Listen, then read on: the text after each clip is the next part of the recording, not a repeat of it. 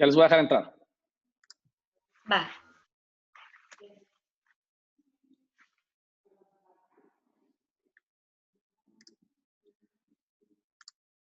Hola, ¿cómo están? Me da gusto darles la bienvenida a todos a ya nuestro tradicional webinar de todas las semanas en los que hablamos de temas que tienen que ver con innovación, que tienen que ver con negocios, que tienen que ver a veces incluso con educación. Y nada, la semana pasada no tuve oportunidad de hacer el webinar y estaba un poco preocupado porque ya ven que ahora estamos haciendo el giveaway de The Gift of Knowledge y el no haberlo hecho a tiempo me dejó un poquito ahí de culpabilidad, pero hoy vamos a hablar sobre un tema que a mí en lo personal me gusta mucho, que es el tema de cómo diseñar un negocio y la perspectiva desde la cual lo abordamos, pues creemos que es interesante y está muy ligada, ¿no? a nuestro programa precisamente de Business Design. Entonces, voy a comenzar aquí a compartir mi pantalla para empezar.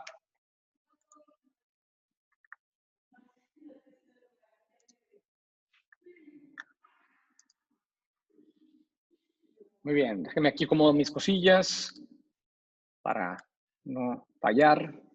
Voy a abrir el chat también. Ustedes saben que, digamos, normalmente la dinámica es que doy una pequeña introducción acerca de quién es School of Change, qué hacemos, porque siempre hay gente nueva que se conecta y para que, digamos, tengan un poquito de perspectiva de quiénes somos. Luego voy a hablar del tema en particular, voy a hablar en este caso, del diseño de un negocio. Y al final lo que hago es, hablo un poco del programa de Business Design, y voy a hacer la rifa de la beca de un masterclass para 2 personas, de la gente que puso sus comentarios en el post de la semana pasada de The Gift of Knowledge. Y bueno, y luego abro la sesión a preguntas y respuestas que pueden tener que ver con todo tipo de cosas, ¿no? Evidentemente, el tema de diseño de un negocio, el programa, School of Change en general, etcétera. Entonces, habiendo dicho eso, comienzo hablando de School of Change para aquellos que no nos conocen, ¿no? Entonces, pues nosotros somos un grupo de creativos que tiene ya, la verdad, más de 20 años borrando lo que nosotros decimos las fronteras entre consultoría y educación. Somos expertos en innovación porque asesoramos a grandes compañías como Procter & Gamble, Heineken, Oxxo, Cemex, GNC, etcétera. Y también tenemos una expertise importante en educación, ¿no? Y hemos trabajado en la academia tradicional y no tradicional y desarrollado modelos educativos reconocidos por la Organización para la Competitividad y el Desarrollo Económico como uno de los ambientes más innovadores de aprendizaje a nivel global, ¿no? Y en nuestra interacción, tanto con profesionales en la calidad de clientes o con estudiantes, hemos descubierto que uno de los retos más importantes y peor atendidos en el mundo profesional es la irrelevancia, ¿no? ¿Y a qué nos referimos con esto de la irrelevancia? Creemos que hay como 2 situaciones interesantes, ¿no? Por un lado, la academia, como ustedes saben, la academia tradicional, la que entrega títulos, se rige bajo las leyes de los países en los que operen y pues la legislación es lenta y el mundo cada día va más rápido. Y entonces, todo lo que aprendimos en la escuela, a veces sentimos que no nos ayuda a lidiar con lo que estamos enfrentando hoy en día. Y entonces, ese es uno de los gaps que se generan entre la academia y el mundo. Y en ese gap estamos nosotros, ¿no? Cuando lo que aprendimos en la escuela no nos ayuda a lidiar con lo que enfrentamos en el mundo, nos sentimos a veces inseguros, ¿no? Nos da temor el no estar seguros de que podemos hacerle frente a cualquier cosa que tengamos, frente a cualquier reto, o quizá a veces tenemos miedo de sentirnos incompetentes o de vernos incompetentes frente a un cliente, frente a jefes, frente a socios, frente a nuestros compañeros. Digamos, cada día escuchamos más buzzwords de cosas que están pasando en el mundo de los negocios. O yo creo que uno de los temores grandes que yo tengo, y estoy seguro que ustedes también, es independientemente de nuestra edad, es el sentir que estamos estancados, que no estamos al día, que no estamos creciendo, ¿no? O que estamos atorados con un reto que no logramos resolver, ¿no? Y ese es un poco por la razón por la que nace School of Change. Nuestro propósito es poder ayudar a líderes tanto corporativos como emprendedores tradicionales, emprendedores creativos y freelancers a lo que nosotros llamamos es combatir esta sensación de relevancia que se produce en un mundo que se mueve muy rápido. Y lo hacemos particularmente de 3 formas, ¿no? Y voy a hablar brevemente de cada una de ellas. Primero, quiero hablar del expertise. Y el expertise es un elemento clave en toda educación, evidentemente, ¿no? Primero, en mi experiencia, las escuelas no son expertas ni en innovación, ni en negocios, y a veces ni en educación. Son expertas en administrar la educación. O sea, en inscribir, hacer horarios, subcontratar maestros, hacer grupos, subir calificaciones, emitir títulos. Y muchas veces dependen de subcontratar el expertise, ¿no? Y al hacerlo, no controlan un elemento básico del aprendizaje, que es la experiencia del estudiante o la experiencia del participante, ¿no? Entonces, y el problema es que la economía de la academia es tan compleja que le pagamos poco a los profesores, ¿no? O nos vemos forzados a trabajar con expertos de medio pelo a los que tenemos que decirles qué hacer. Entonces, el expertise es importante que esté en casa. Nosotros como consultores somos expertos en todos los temas y métodos que enseñamos porque los practicamos todos los días. Y esa relación entre expertise en educación y expertise en el tema, creemos que es una de nuestras ventajas. No subcontratamos el expertise lo tenemos en casa. Otro de los retos grandes, ¿no?, en general de la educación es que el contenido típico de los programas educativos está mucho más enfocado en la teoría. Y en School of Change creemos, como decía Herbert Spencer, que el verdadero propósito de la educación no es el conocimiento, sino la acción. Entonces, por cada tema que tocamos en cada módulo, hay un toolkit, ¿no? Porque lo que buscamos es impactar tu mente y empoderarte para la acción, balanceando el desarrollar un nuevo mindset, el tener un nuevo toolset y el practicarlo para desarrollar un nuevo skill set, ¿no? Entonces, la implementación es una variable clave en la forma en la que nosotros trabajamos. Y por último, está este tema del engagement. Nuestros programas están creados bajo una fórmula didáctica que combina el poder de la estética, el entendimiento profundo de cómo funciona el cerebro humano y un entendimiento, evidentemente, del tema, ¿no? Entonces, cada tema que se toca en cada módulo, en cada masterclass, pasa por un proceso que le llamamos Tell, Show, Do. Y la parte de Tell es donde presentamos frameworks y teorías enfatizando en el por qué es importante y cómo impacta tu vida.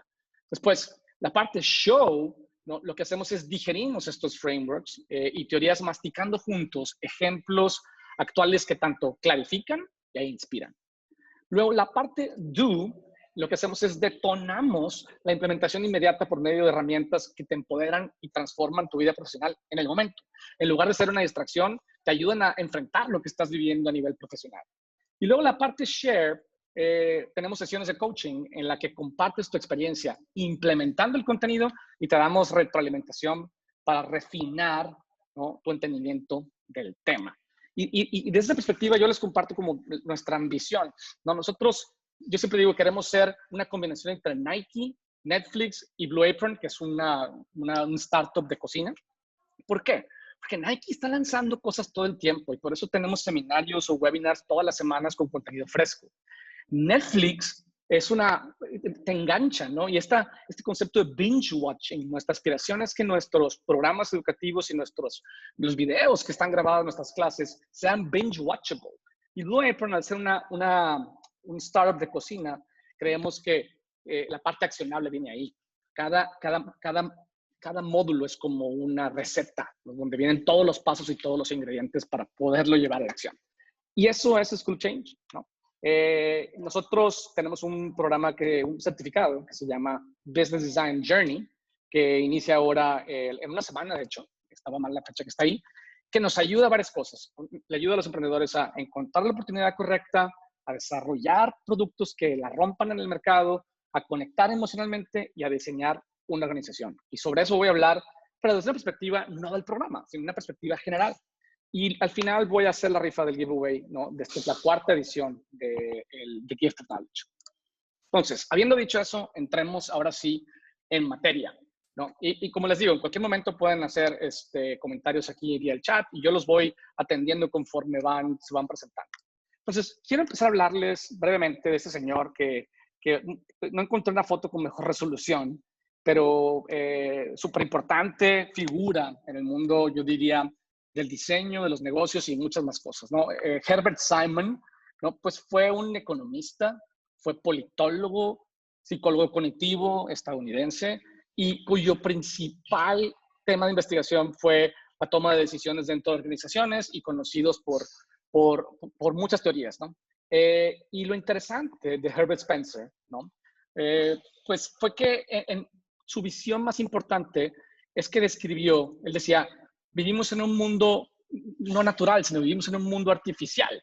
Según su descripción, las ciencias naturales, decía, se ocupan únicamente de estudiar las cosas como son, mientras que las ciencias de lo artificial están enfocadas en cómo podrían o cómo deberían ser las cosas, ¿no? Esto fue en los 60s, ¿no? Hace muchos años, en donde de alguna forma comenzaba a hacer la distinción de cómo todo lo que nos rodea como mundo ha sido creado y ha sido creado de forma artificial, ¿no? Entonces, su punto de vista, él se dedicó a desarrollar un conocimiento científico, ¿no? sobre los objetos o sobre, digamos, cosas creadas por el hombre. Y según su explicación, dice, el sistema interno de un objeto, de un artefacto, dice, si está correctamente diseñado, se adapta al entorno y su comportamiento está diseñado para hacer frente al entorno. Entonces, y a eso le llamaba diseño, ¿no? Básicamente su definición de diseño, ustedes la han escuchado,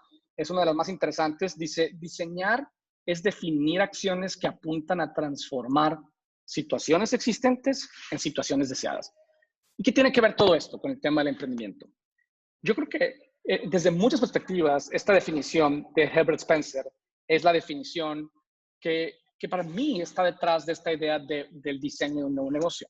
Porque, por un lado, como emprendedores, cuando emprendemos, ¿no? Cuando iniciamos una aventura de un venture, pues generalmente es porque no estamos satisfechos con nuestra situación actual y queremos construir, ¿no? Una vida mejor, desde una perspectiva, pero también desde otra, no estamos satisfechos con un problema que hay en el mundo, ¿no? Que tiene cierto grupo de gente con el que podemos identificarnos y queremos diseñar una solución para ese problema, ¿no? Y esa solución no es un producto, en realidad es un negocio, es mucho más grande.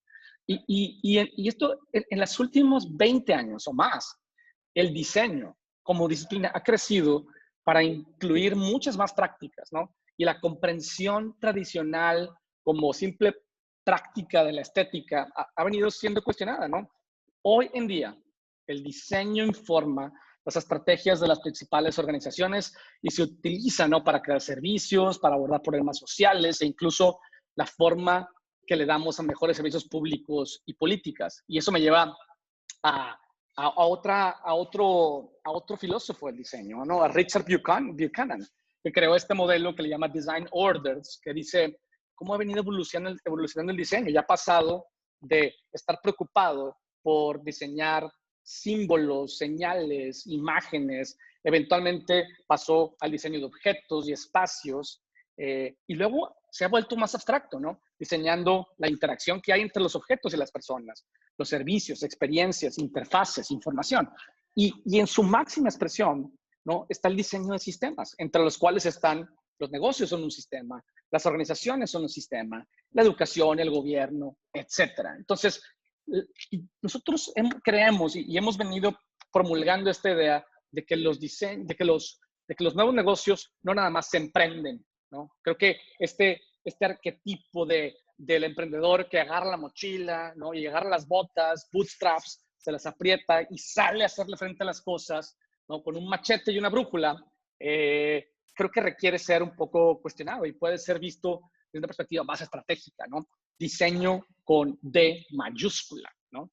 El diseño es una disciplina que requiere disciplina, ¿no? Y para lograr mejores resultados, para lograr situaciones deseadas, pues tenemos que encontrar el problema correcto y explorar soluciones viables y traducir todo lo que se aprende en una solución que funcione, ¿no? Y esa es la perspectiva bajo la cual creemos que necesitamos hoy en día abordar, ¿no? Los nuevos ventures, ¿no? ¿Por qué? Porque normalmente bajo el modelo tradicional lo que sucede es que generalmente los emprendedores fallamos por muchas razones, pero algunas de ellas tienen que ver con que perseguimos la oportunidad equivocada. Ahorita voy a hablarles un poco más de eso. Porque no logramos conectar a veces el concepto del negocio con la ejecución, ¿no?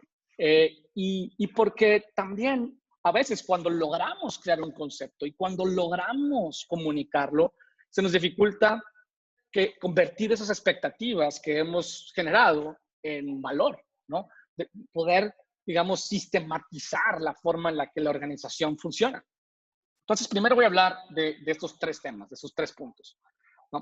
Entonces, primero quiero hablar de esta idea de la oportunidad equivocada. Las nuevas empresas normalmente fallan porque todo lo nuevo es producto de prueba y error, ¿no? Yo lo que siempre digo es, no es que el emprendedurismo o la innovación falle, lo que falla son tus ideas, ¿no? Nos enamoramos de una solución que tiene el 99% de probabilidades de fallar. ¿Por qué? Porque lo nuevo sucede a base de prueba y error. Nos estamos enamorando de lo equivocado, nos enamoramos de la solución, ¿no? Eventualmente descubrimos que nos identificamos con el problema o con la industria, ¿no? Cuando lo logramos superar. Y a veces, otro de los problemas es que terminamos creando negocios en industrias que no ofrecen oportunidades del tamaño para que llenen nuestras aspiraciones, ¿no? Eso me ha pasado a mí, y mucho de lo que estamos poniendo en este punto de vista tiene que ver con nuestra experiencia, ¿no? Como emprendedores. No, ese es el primer tema, ¿no? La oportunidad equivocada, porque nos enamoramos de la solución o porque la industria no es lo suficientemente grande, no ofrece una oportunidad lo suficientemente grande.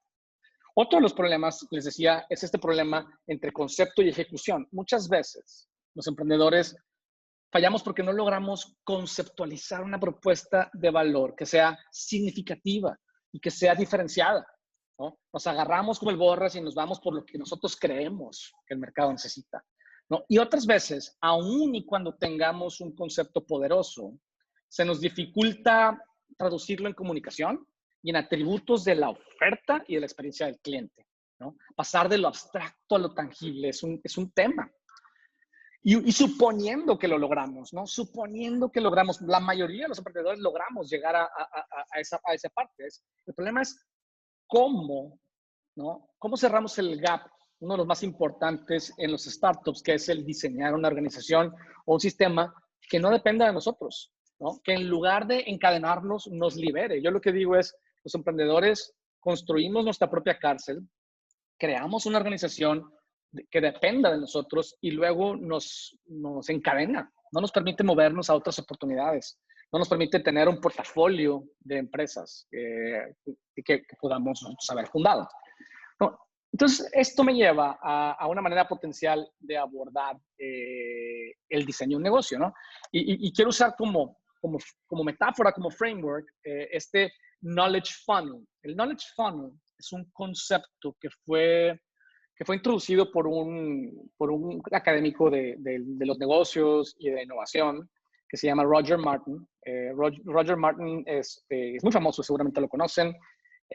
Pues digamos, era el director de la Escuela de Negocios de la Universidad de Toronto, Rotman School of Management. Y hace muchos años escribió un libro cuya idea más central y más interesante es este knowledge funnel, este funnel del conocimiento, ¿no? Y este funnel es vital en el proceso de diseño empresarial. De hecho, el libro de él se llama El diseño de los negocios. Y no voy a hablar tanto del libro, sino lo voy a usar como un framework para presentar cómo creemos que el diseño de los negocios debe y puede abordarse, ¿no? Entonces, ahí les va. Entonces, lo que él dice, ¿no? Es que las cosas pasan, las ideas, ¿no? Particularmente cuando estás creando un negocio, pasa por tres etapas, ¿no? En este embudo. Pasa por un momento de misterio en el que no sabes bien qué onda, ¿no? Los misterios son como desconocidos, son incógnitas, y es conocimiento que no tienes. Sabes que quieres más o menos emprender algo, más o menos en qué industria, más o menos te imaginas el producto, más o menos crees quién puede ser el cliente correcto, pero no sabes, ¿no? Hay otra forma de representar esto, ¿no? Esta gráfica que es como una maraña de pelos que se va desenredando, es otra forma de verlo también. Entonces, al inicio, todo es un misterio. Y el problema es que hay muchos assumptions que hacemos en esa maraña y esos assumptions los tomamos como si fueran verdad. Y ese es uno de los problemas, ¿no? En el centro del embudo, eventualmente, cuando ya empezamos a interactuar con una industria, con un mercado, lanzamos un pequeño producto incipientemente, ¿no? Creamos una marca, por ejemplo, están las heurísticas. Las heurísticas son como reglas generales. No son precisas, no son fiables. ¿Qué quiere decir esto? Nosotros como emprendedores tenemos una idea de cómo las cosas funcionan, pero esa idea es medio a nivel intuitivo, ¿sabes? Es como, no te sé explicar, pero yo lo sé hacer, ¿no? Ese momento es típico en el desarrollo de un negocio, ¿no? Y el problema es que creo que nos gusta a algunos el estar en esa posición porque nos hace sentir importantes.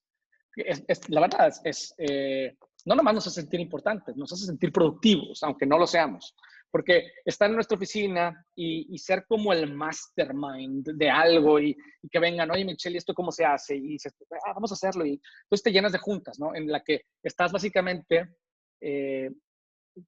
agarrándole la mano a diferentes miembros de tu equipo, diciéndoles cómo hacerlo, pero como no tienes una fórmula, tienes una heurística, ¿no? Una regla, pero no es una regla precisa, entonces pues hay una dependencia enorme de ti, lo cual se siente muy bien, pero limita muchísimo tu crecimiento o tu movimiento, ¿no?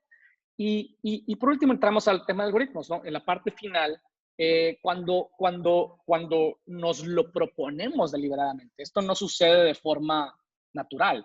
Quizá del misterio a la heurística es algo natural, ¿no? Conforme experimentamos, vamos generando una regla imprecisa, pero los algoritmos, ¿no? La fórmula precisa bajo la cual va a funcionar temporalmente un negocio no sucede de forma natural, o sea, necesita un esfuerzo deliberado. Este conocimiento sucede cuando ya está estandarizado y optimizado para ser ejecutado, ¿no? de manera consistente, ¿no? Cuando la empresa conoce lo suficiente el negocio como para poder ejecutarse automáticamente y a escala.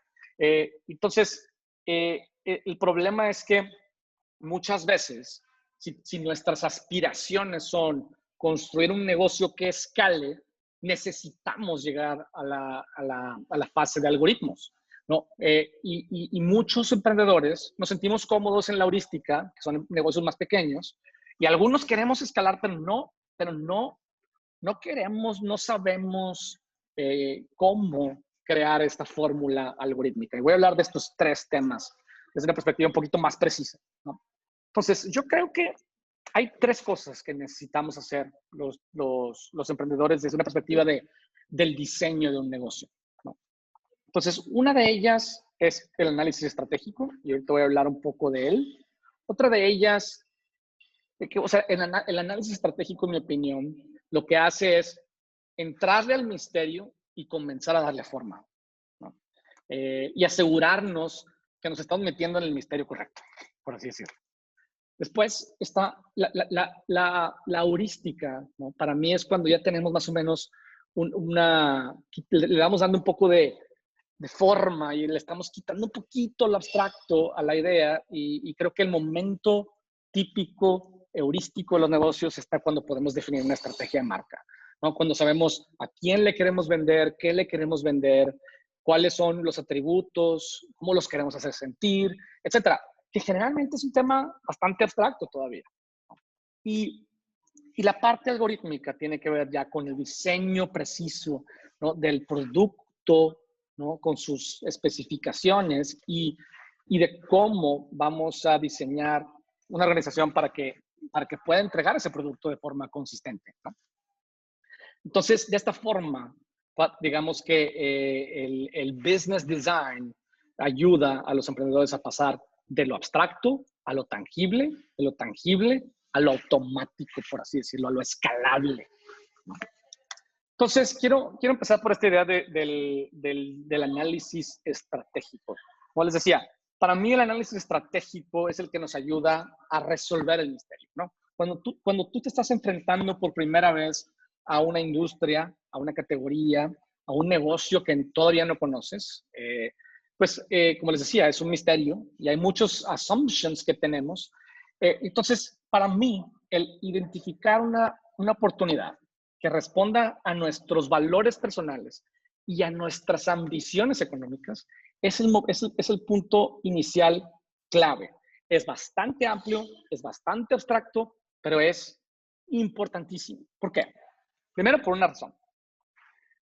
Porque nuestros valores personales, ¿no? Lo que valoramos en la vida, ya sea la inteligencia, la aventura, la estabilidad, el descubrimiento, ¿no? La certidumbre, lo que sea que valoremos en la vida, debe ser una guía, una brújula personal para saber en qué industria y en qué tipo de categoría de productos o servicios vale la pena meternos, ¿no? Vale la pena explorar.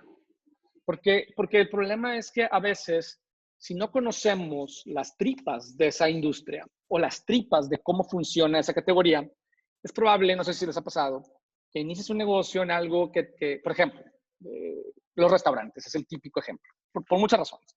Porque los restaurantes desde lejos se ven muy románticos, pero en la operación, si tú conoces la operación de un restaurante, pues te das cuenta que es extremadamente demandante, que la logística, yo no conozco, voy a inventar, que la logística de operación es complejísima, que el asegurarte que no te estén robando, alinear a gente, digamos que muchas veces son de un nivel educativo no sofisticado, son muchas variables, ¿no? Que no se te echa a perder la comida, etcétera. Y tú te imaginabas que poner un restaurante era saludar a los guests, ¿no? Y que se vayan bien contentos y con la panza llena y el corazón contento, ¿no? Y entonces, cuando le rascas un poco, te das cuenta que quizá la parte romántica del negocio te parecía atractiva y estaba alineada con tus valores, pero la parte operativa probablemente no es para ti, ¿no? Entonces, esa es una de las cosas que son importantes. Y por otro lado están las aspiraciones. Las aspiraciones, hay personas que tenemos claras nuestras aspiraciones, otros no las tenemos claras en términos económicos. Hay gente que dice, no, yo quiero un negocio que opere en toda Latinoamérica y que crezca. Otros decimos, no, yo quiero nada más, ¿sabes?, ser exitoso. Y no sabemos exactamente qué significa ser exitoso, ¿no? Entonces, nuestras aspiraciones tienen implicaciones en el tipo de negocio que vamos a poner y en el tamaño. Pero no todas las industrias y no todas las categorías de productos o servicios, aún, y cuando estén bien alineadas con quienes nosotros somos, se prestan para satisfacer nuestras aspiraciones económicas, ¿no? Como ustedes saben, un negocio puede tener diferentes tipos. Hay negocios, por ejemplo, particularmente la gente que se dedica a vender su tiempo, los freelancers, que son, digamos, de supervivencia, así se llaman técnicamente, en los que tú sales, vendes tu tiempo y te remuneran de inmediato, ¿no? Otros tienen que ver con el lifestyle, que básicamente son negocios pequeños, más románticos, un café, donde tú los ves como una extensión de tu personalidad. Dependen de ti. Generalmente los negocios lifestyle se quedan a nivel heurística, ¿no? Dependen de ti y es difícil que crezcan de manera, digamos, más exponencial. Y luego están, digamos, los startups, que pueden ser de crecimiento controlado. Esto es más orgánico, no tienes que levantar dinero, digamos, poco a poco vas creciendo, o de crecimiento agresivo, ¿no? Que básicamente es un tema de venture capital. Y el problema es si no tienes esta claridad, puedes escoger una industria cuya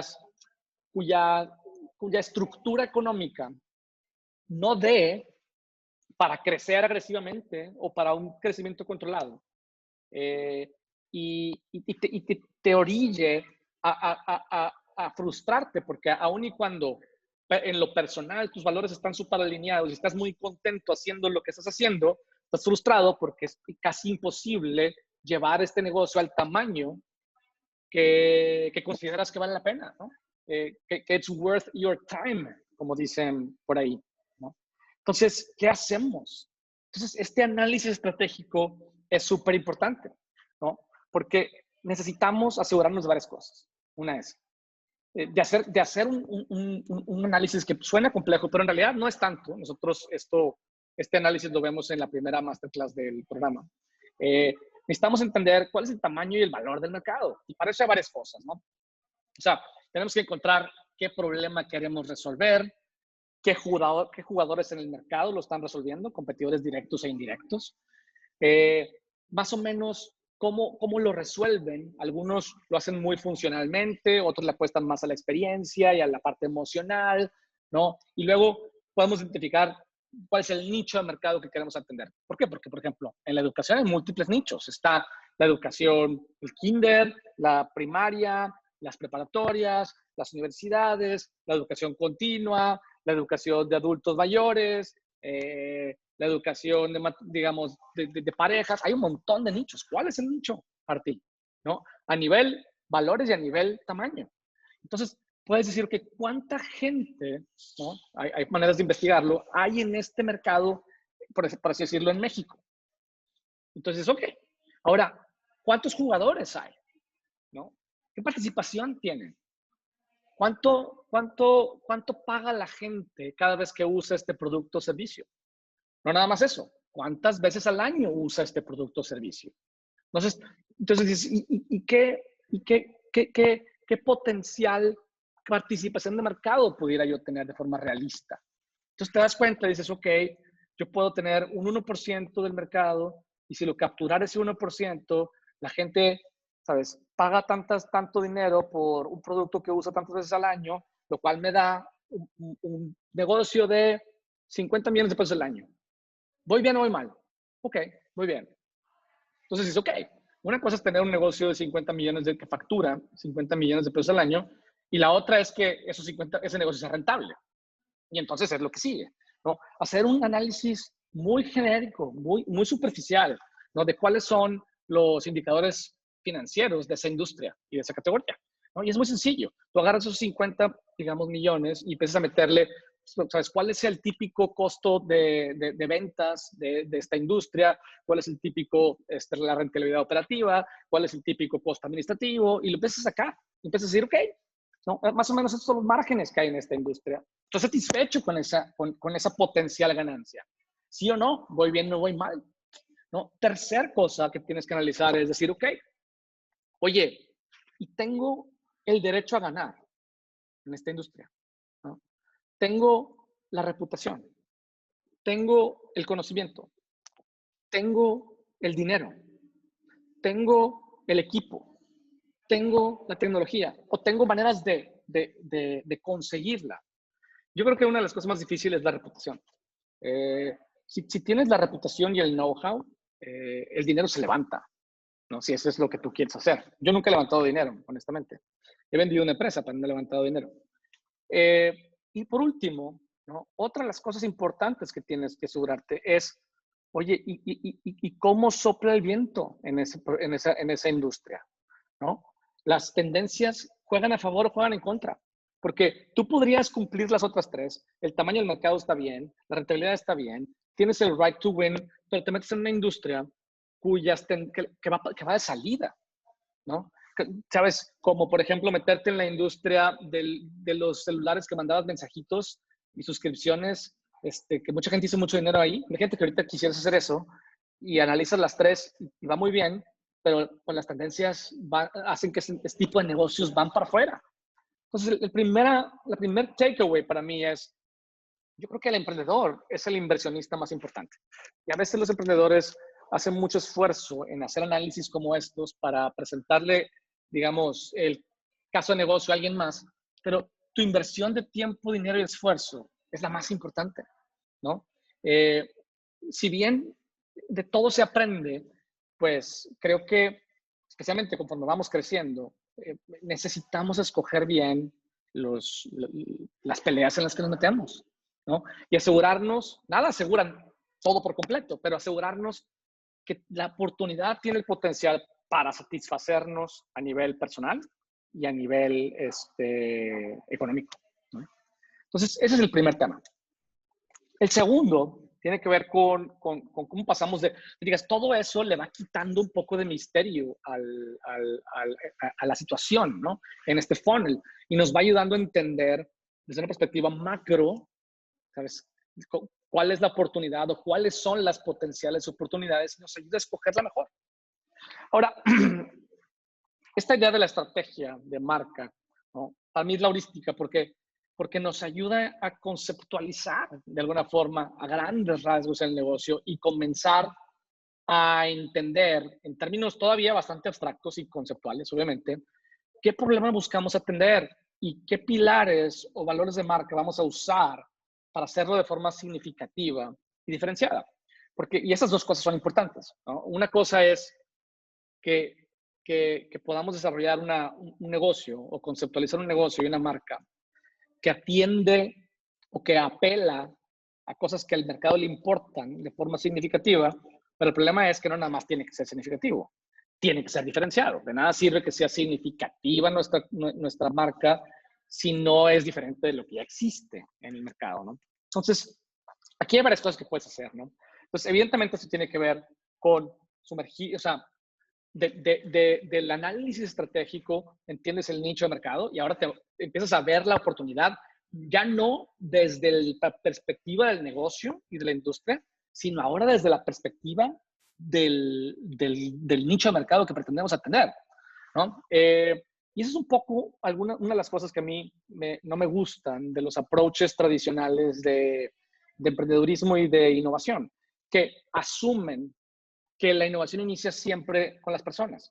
Estoy de acuerdo que la innovación inicia con las personas, porque tenemos que entender cómo vamos a ganar en un nicho de mercado. Pero el problema es, ¿y qué oportunidad es la que voy a atender? ¿No? Primero tienes que contestar la primera. Y ni los sprints de Google, ni The Lean Startup de Eric Ries, ni cualquier metodología de Design Thinking te enseñan eso, ¿no? Entonces, este framework, ¿no? que ustedes ven aquí está medio simplificado. Es un framework de un libro que se llama Experience Design, muy bueno, que usamos nosotros particularmente en nuestra práctica, ¿no? Con nuestros clientes, que básicamente dice, ok, tú tienes un brand concept y cómo lo vas traduciendo y le vas quitando un poco, le vas haciendo heurística, ¿no? Le vas quitando lo abstracto. Entonces, pues tienes que definir la gran idea, que esa gran idea es la gran necesidad, el gran problema que quieres resolver.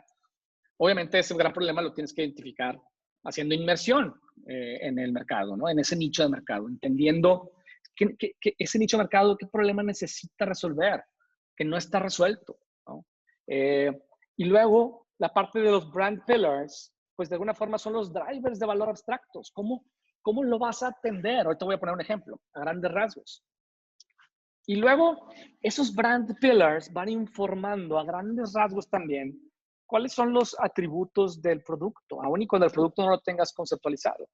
Y al final, lo más importante es cómo al interactuar, ¿no? Entre product features y actions está la línea de interacción entre el producto y el mercado, ¿no?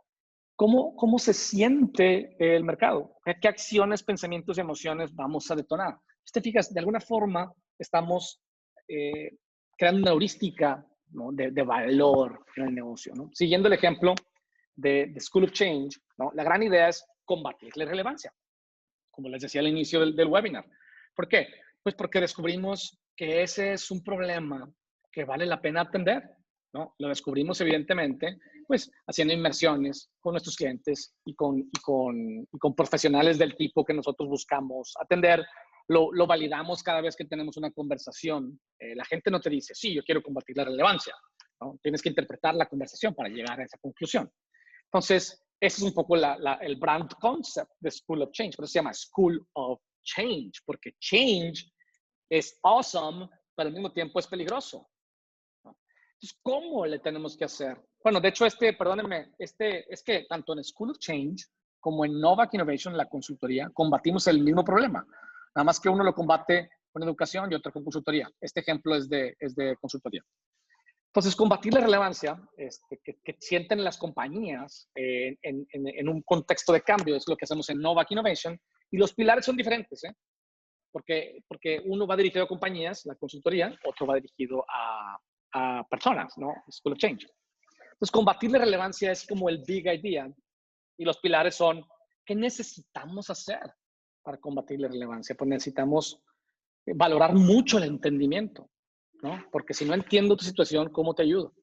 Necesito valorar mucho la estrategia, ¿no? Porque para poder ayudarte necesito entender tu negocio y el contexto en el que juega, ¿no? Y necesito saber usar el diseño para construir soluciones, que eso es lo que hacemos, ¿no? Entonces, ¿qué implicaciones tiene esto para nuestro servicio como consultores? Pues para poder tener y ofrecer entendimiento necesito ser experto en insights y en foresight. O sea, experto en cómo interactuar con tus clientes y encontrar lo que más les importa. Y foresight, cómo saber hacia dónde va tu industria, ¿no? Para poder entender. Después, para poder ofrecer un servicio estratégico, necesito ser experto en pensamiento sistémico, ¿no? Poder ver el big picture, ¿no? Y poder ver, ¿sabes? ¿Cuáles son mis contrincantes? ¿Cuál es el territorio en el que voy a jugar? ¿Cuál es la competencia que ofrece? ¿No? ¿Qué recursos tengo? ¿Qué tendencias hay? Etcétera. Y ver todo el tablero, ¿no? Requiere un pensamiento sistémico. ¿Para qué? Si fijas, la investigación me va a ayudar a que mi cliente se sienta seguro de que le voy a ayudar a resolver el problema correcto. Y el pensamiento sistémico le va a ayudar a mi cliente a tener confianza de que entiendo todas las variables que juegan para poder construir una solución, ¿no? Y luego, para poder usar diseño para combatir la irrelevancia, necesitamos ser polydesigners. Necesitamos tener diseñadores industriales, arquitectos, diseñadores gráficos, diseñadores, me falta alguno, de diseñadores instruccionales, etcétera, para poder darle a mi cliente la certeza de que podemos construir cualquier tipo de solución, ¿no? Entonces, te fijas, esta es una heurística, no es una fórmula perfecta, es una definición a grandes rasgos del concepto del negocio de la consultoría, ¿no? Entonces, pero me permite tener claridad de cómo puedo comunicar esto, o sea, cómo le hago para mandar este mensaje al mercado, cómo le mando un mensaje de que tengo entendimiento, estrategia y diseño, ¿no? ¿Qué tipo de tono de voz, qué tipo de imágenes, qué tipo de colores, qué tipo de texturas, ¿no? Puedo usar para eso, ¿no? ¿Cómo voy traduciendo lo abstracto en algo tangible, ¿no? Y la última parte, quizá una de las más interesantes, es el diseño organizacional, es el algoritmo, ¿no? El diseño organizacional, dice algorítmica, pero quise poner una palabra que me la corrigió mal, porque no existe. Algoritmiza, ¿no? O sistematiza la forma en la que la organización crea valor para sus clientes y captura de regreso valor económico. Entonces, ¿qué significa esto? Hay varios modelos. Hay un modelo muy, muy conocido que se llama el modelo de la estrella, que de alguna forma nos ayuda a ver sistémicamente qué es una organización, ¿no? Porque es un tema muy abstracto. Pero entonces nos damos cuenta que la organización está compuesta de varias cosas, ¿no? Está compuesta de un propósito, o sea, el problema que busca resolver. Ese propósito es el mismo que ¿no? Combatir la irrelevancia. Lo vas construyendo. Entonces, ok, ¿cuál es la estrategia con la que voy a ganar, ¿no? En ese propósito, en ese terreno, en ese territorio? Pues tiene que ver pues con entendimiento, estrategia y diseño, ¿no? Y luego dices, ok, ¿qué tipo de personal necesito para eso? ¿Qué tipo de estructura? Hay múltiples formas de organizar un equipo. ¿Qué tipo de capacidades y assets voy a necesitar? ¿Cómo voy a medir y recompensar? ¿Qué tipo de cultura? ¿Qué tipo de liderazgo? ¿No? Entonces, imagínate, siguiendo el mismo ejemplo, si mi propósito es combatir la irrelevancia, pues mi estrategia es a través de una combinación de investigación, estrategia y diseño, porque esa es mi propuesta de valor. Entonces, ¿qué tipo de personal necesito? Pues ya dije, ¿no? Necesito diseñadores de todo tipo, necesito a lo mejor gente que haga investigación, antropólogos. ¿Y de dónde saco los antropólogos? Si no hay en México, en Monterrey, ¿no? Hay muchos en la Ciudad de México, pero luego los antropólogos en la Ciudad de México son medios rojos, no son muy comerciales. Entonces me di cuenta que los periodistas son buenos para hacer entrevistas, son buenos para sintetizar información, son buenos para escribir. Entonces necesito periodistas. Entonces, te fijas, vas definiendo los roles y la estructura. ¿Cómo la vamos a hacer por departamentos? ¿O lo vamos a estructurar por equipos? Pues decidimos estructurarlo por squads, que son como equipos de 3 personas, que están compuestos de un estratega, un diseñador y un investigador. Y por servicio, ¿no? Hay squads que dan servicios estratégicos, squads que dan servicios de experiencia, de diseño de experiencias, squads de diseño de marca, squads que están enfocados en temas culturales. Tenemos varios servicios en la consultoría. Y luego, ¿qué capacidades necesito? ¿No? Pues necesito pues tener, no nada más yo, Michelle, las capacidades, sino necesito tener toolkits, ¿no? Que por eso los toolkits que usamos en la consultoría los usamos también en School of Change, ¿no? Para poderle darle a los equipos, aquí están las herramientas. Y workbooks son como cursos internos para que los equipos puedan operar y seguir pues, estos procesos que a veces son complejos, ¿no? ¿Y qué métricas e incentivos voy a tener? Pues tengo que medir el customer satisfaction, tengo que medir el impacto que tienen mis proyectos en mis clientes, tengo que medir el customer lifetime value también, ¿no? Que es cuánto dinero me da un cliente en el tiempo. Y lo más importante quizá es qué tipo de cultura es la que voy a construir, ¿no? Es una cultura más autocrática, voy a ser yo un general con mis soldados, ¿no? O una cultura más democrática, voy a ser el coach y mis jugadores, ¿no? O una cultura más enfocada hacia la innovación, voy a ser un arquitecto que diseña los planos, metafóricamente, y voy a trabajar con constructores que me ayuden a que las cosas se hagan realidad, o voy a ser mucho más democrático y abierto, voy a ser como un activista y el voluntariado. Entonces, depende de qué tipo de propósito yo esté tratando de resolver, ¿no? Si por ejemplo, soy un chef y tengo un restaurante y yo trabajo en la cocina, pues la cocina se resuelven problemas críticos.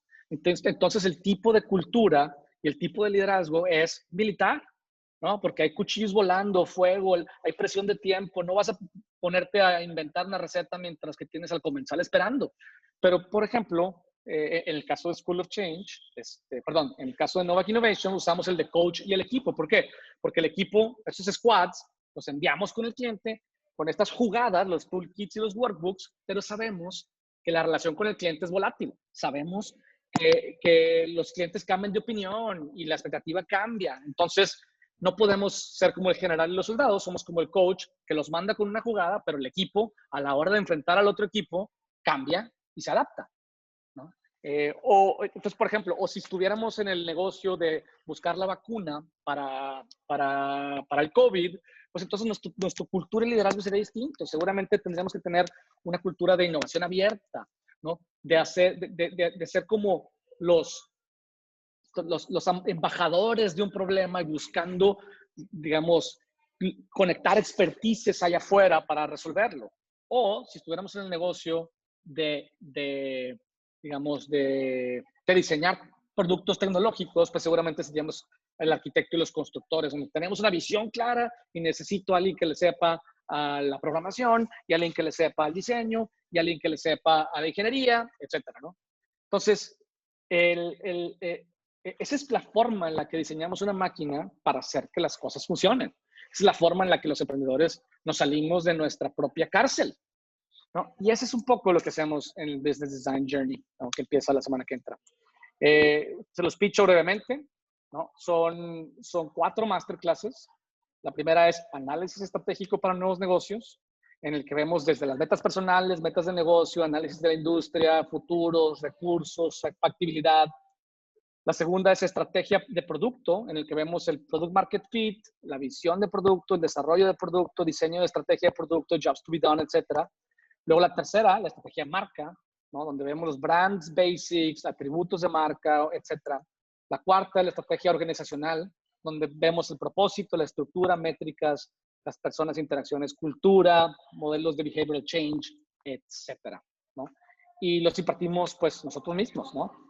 Yo doy la clase, la primera clase, Mircea da la segunda, Gom, ¿no? Nuestro socio de Brands and People, da la de Brand Strategy.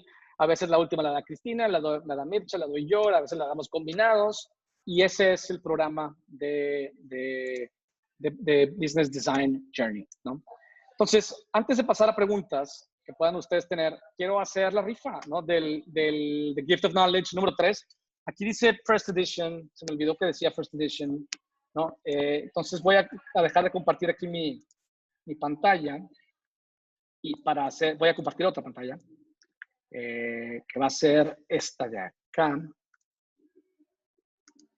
Entonces voy a necesitar que estén alerta porque voy a correr aquí el ejercicio. Ustedes saben, bueno, a lo mejor saben, espero que sí, ¿no? Semanalmente tratamos de hacer un post en el que ustedes ponen aquí sus comentarios, ¿no?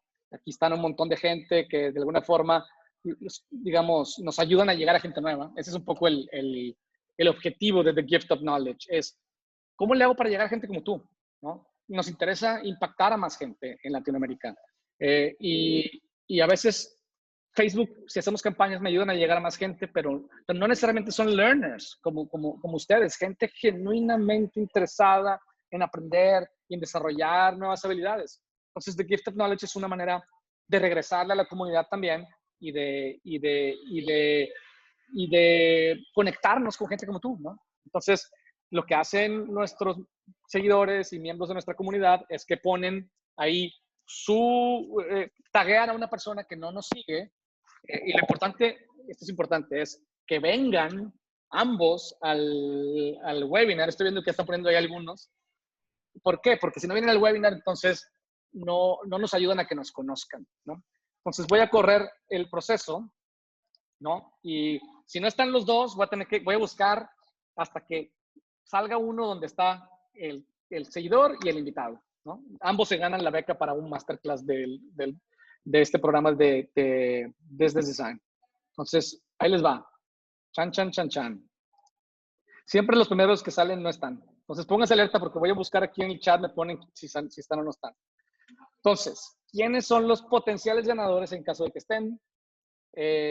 Ana C. Parra, que invitó a XL-DC, ¿no? Entonces, la pregunta es, si Ana C. Parra, que invitó a XEL-DC, está por aquí o no. Me voy a acercar para que lo puedan ver mejor.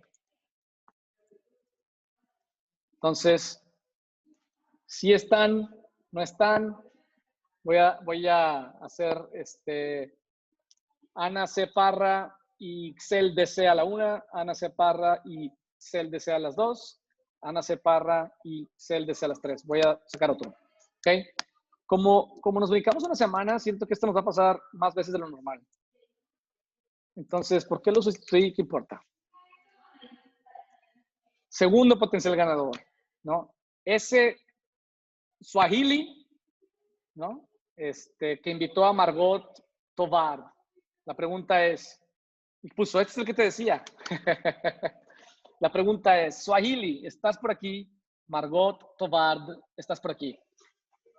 ¿Sí o no? Swahili la 1, Swahili las 2, Swahili las 3. Swahili y Margot Tovar. Sí está Jasmine, ella no. Chale. Ok, muy bien. Va de nuez. Espero que alguien insiste. Geragosa y GCO TUC. Geragosa y GCO TUC. Geragosa, sí están. Perfecto, señores. Muy bien. Por ahí, Paula les va a mandar un correo para darles su certificado para que puedan escoger la masterclass que quieran tomar, ¿no? Les recomiendo que sea la primera, la del 11 de noviembre, porque si no se tienen que esperar a que la demos, que pasan varios meses, ¿no? Y nada, felicidades, gracias por apoyarnos, gracias por ayudarnos a llegar a más gente. Ahora sí me gustaría ver qué preguntas les puedo responder, ¿no? ¿Qué preguntas les puedo responder, chicos? Con respecto al tema, con respecto al Business Design Journey, por ahí Paula les puso el link para quienes estén interesados. Iniciamos la semana que entra. Es un programa del cual estamos muy orgullosos y que vamos a estar abriendo como los otros programas cada 4 meses, ¿no? Entonces, si tienen interés, pues esta es la oportunidad correcta. ¿Qué preguntas les puedo resolver? En lo que salen preguntas, les puedo yo ir diciendo algunas cosas. los programas, todos, incluyendo este, son certificados de 4 masterclasses. Las masterclasses, o sea, el contenido es asíncrono, o sea, están grabadas, pero tenemos una sesión semanal de coaching, ¿no? Entonces, semanalmente tenemos una sesión de 1 hora en la que respondemos preguntas y respuestas. Cada semana se liberan dos sesiones de clase, o 2 temas. Más o menos, cada tema tiene 3 pequeños videos de 15 minutos. El tiempo total que le dedicas a la semana a este certificado o a cualquiera de los que nosotros impartimos es aproximadamente 3 horas, más o menos. Y todo está conectado, ¿no? Digamos que el tema 1 está conectado con el tema 2, el tema 2 con el 3, el 3 con el 4. Al final, lo que te llevas en cualquiera de nuestros certificados es una metodología, porque te llevas un toolkit, ¿no? Que te sirve para aplicarlo en tu trabajo, en tu reto personal actual, ¿no? Generalmente, el entrenamiento y la educación es a veces una distracción de nuestras responsabilidades. Acá, en realidad, es una manera de cómo atender tus responsabilidades de una forma más eficaz, ¿no? Y sigo sin preguntas. Entonces, quiere decir que lo dejé todo muy claro, ¿no? Pues voy la semana que entra. Es un pago por mes. Sí, exactamente, Valeria. El pago es por mes. Hemos nosotros decidido hacer un precio súper competitivo comparado con la calidad del programa y del contenido, porque nos interesa llegar a mucha gente en Latinoamérica, y esa es la razón por la que es así. Entonces, son 4 pagos mensuales, son 4 pagos, porque son 4 meses, y cada pago son 2,500 pesos mexicanos, que es aproximadamente como $110, porque hay gente que nos ve fuera de México. Es un preciazazazo, es un no-brainer, la verdad. Y es por mes, exactamente. Y la inscripción simplemente lo que pagas el primer mes y te inscribes, y conforme vas avanzando vas haciendo los segundos y terceros y cuartos pagos. ¿Qué otra pregunta les puedo responder por ahí con respecto al programa, con respecto al tema? En este caso, este webinar está muy relacionado con el programa. Hemos tenido unas semanas muy heavy, la verdad, de trabajo. La semana que entra espero hablar un tema nuevo, como lo hacemos todas las semanas. Hacemos webinars, digamos, de diferentes índoles. Y muy bien, pues cualquier pregunta que tengan, por ahí Paula puede... perdón, Daniel Barrios pregunta si hay precio especial para estudiantes. Sí, hay precio especial para estudiante. Es un boleto que le llamamos Spring Chicken. Y es un tema interesante, porque sobre todo estudiantes de último año a veces lo usan como el certificado el otro lo usan como para su tesis, y pues para, si vas a salir, pues para empezar a pensar, ¿no? Hacia qué rumbo vas a tomar. Por acá pregunta Valeria, ¿dentro del programa hablan sobre Experience Design? Sí, en todos nuestros programas, de diferente forma. Particularmente, en la segunda masterclass, hablamos sobre Experience Design, hablamos sobre Customer Journey, desde una perspectiva de User Stories y Hero Journeys, ¿no? En el otro, lo vemos desde una perspectiva más de Experience Design con Jobs to be Done. Entonces, es similar, ambos programas son complementarios. Y sí, definitivamente hablamos sobre Experience Design, Valeria, sin duda. Muy bien, pues si no tienen ninguna otra pregunta, pues yo los dejo para que vayan a cenar. Por acá dice, ¿de qué seremos capaces al terminar el programa? Pues de todo lo que te dije el día de hoy, ¿no? Vas a ser capaz de hacer un análisis estratégico de mercado para encontrar oportunidades correctas. Vas a ser capaz de diseñar una marca y traducir esa marca en ejecuciones de marca y en aspectos del producto. Y vas a ser capaz de poder diseñar una organización desde el propósito, la estrategia, la cultura, las métricas, los procedimientos, etcétera, ¿no? Para poder crear un negocio, como dicen, from mind to market. Un semestre, dice por acá, un semestre reducido en 1 hora. Esa parte no la entendí, Daniel. Muchas gracias. Gracias a ustedes. Dice, veremos herramientas para adaptarse rápido a las circunstancias del mercado. sobre todo en la última, en la parte de organización, hay herramientas para entender el mercado, particularmente hay una sesión de estrategia, ¿no? Y tenemos otros cursos, ¿no? Un programa de liderazgo responsivo, que creo que lo vamos a lanzar a finales de este año. Es un curso más pequeño, donde particularmente se ve eso, pero ese curso de liderazgo responsivo está inmerso en la materia de diseño organizacional, así que, digamos, definitivamente la respuesta es sí. Muy bien, pues que tengan bonita noche. Espero pues, que gane John Biden en Estados Unidos. A ver cómo nos va. Y nos vemos pronto. Gracias.